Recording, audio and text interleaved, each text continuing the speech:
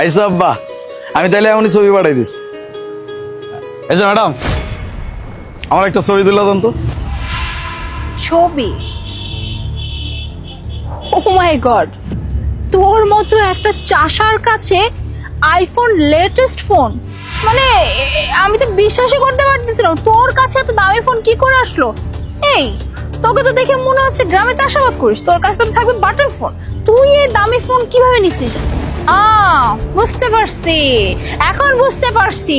এই ফোন নিশ্চয়ই কারো কাছ থেকে চুরি করে আনছিস, তাই না? কারণ তোদের মতো মানুষ তো কোনো যোগ্যতাই নেই এত দামি ফোন অ্যাফোর্ড করার। ইভেন যে গাড়িটার সামনে দাঁড়িয়েছিস, এটাও তো কারো না কারো গাড়ি, ভাব নেওয়ার জন্য দাঁড়ায় আছিস, আবার বলতেছিস আমাকে একটা ছবি তুলে দেয়।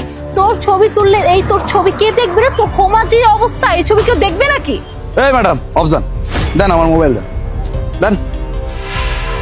খালি একটা ছবি তুলতে কইছি, তাতে যতগুলা কথা উনাইছেন, আমি আপনার দেওয়ার ছবি তুলামু? আমার বাপে আমারে মোবাইল করে কইছে, আমার জন্য একটা সম্বন্ধ হয়েছে, তারা এখনই আমার একটা ছবি দেখতে চাইছে। আমি যেমন অবস্থায় আছি এমন অবস্থাতেই যেন তাকে একটা ছবি দেয়। এই জন্য আমি আপনারা দেখা ভাবলাম যে শিক্ষিত মানুষ, আপনার কইলে আপনি বুঝবেন, আপনি আমার ছবিটা তুলে দিবেন। আপনার একটা ছবি তুলতে কইছি, এই ছবি তোলার জন্য এতগুলা কথা উনাইলেন। আর কি কইলেন? এরকম মোবাইল খালি আপনার কাছে থাকবো? শোনেন, মার্কেটে যখন যেই মোবাইল নতুন আহে, এটা সবার প্রথমে আমি।